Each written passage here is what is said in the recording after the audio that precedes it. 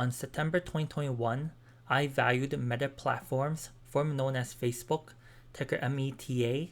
The DCF model I used gave me a fair value per share of $586. The shares were trading around $376 at the time, so I saw a 56% upside.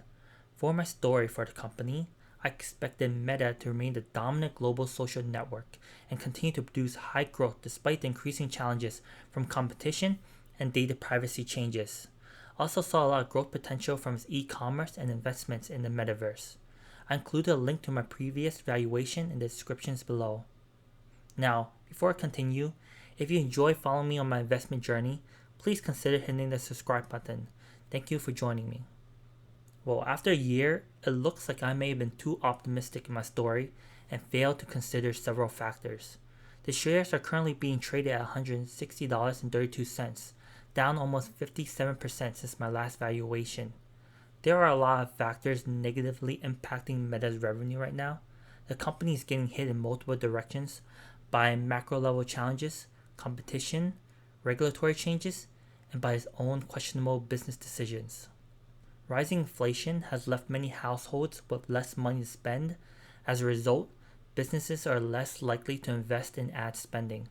That is reflected in the second quarter results and management's outlook for the third quarter. On another end, Apple made changes in iOS 14, released last fall. The update requires apps to now ask for permission to track users' data across other apps. Not surprisingly, most users choose to decline. Without this data, advertisers are less sure how valuable Meta's ads are. As a result, it impacts their willingness to pay. Probably the biggest reason for Meta's revenue growth to become negative last quarter is competition from TikTok. TikTok took market share from all other social media giants, with its user base climbing past 1 billion last year. In response, Meta has doubled down on its TikTok copycat, Instagram Reels. Reels accounted for 20% of the time spent on Instagram during the first quarter, and engagement across Facebook and Instagram increased 30% in the second quarter. Unfortunately, Reels still monetizes at a lower rate than Feed and Stories. Here we can see that average revenue per person is down year over year. Now, onto my updated story for the company. This time around, I tried to be more conservative. Meta's biggest asset remains its large user base. In the second quarter, Meta had 2.88 billion daily active persons who used at least one of its products. Meta is able to use what it learns about its users to sell focused and directed advertising. However, competition and data privacy changes continue to affect its top-line growth.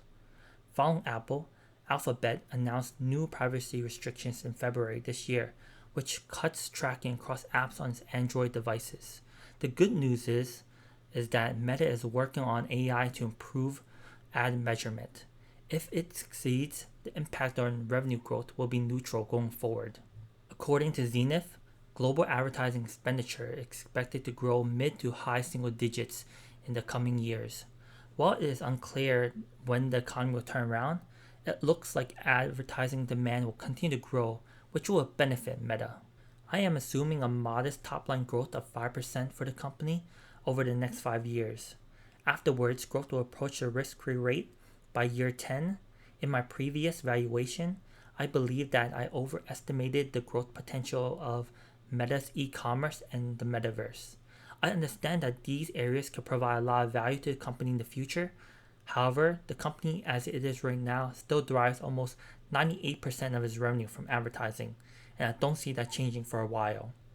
I am assuming operating margins going forward to be 40% due to increased costs to meet regulatory changes.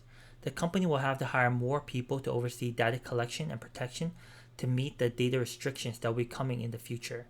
My operating margins includes capitalizing R&D, which is why it looks higher than Meta's earnings release. The tax rate would remain the same for years 1 to 5 and approach the marginal tax rate afterwards. The sales to capital ratio will remain the same as the base year, about 0.79.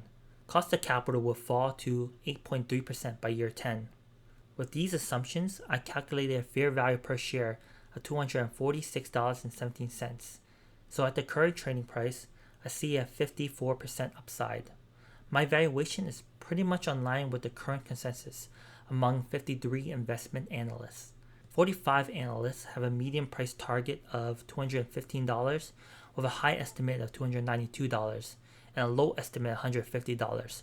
So my price per share is more on the high side. Of course, I have to trust in my valuation, so I did add to my position. That's it for my video.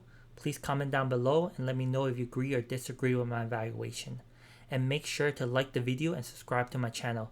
Thank you for watching, and I'll see you all next time.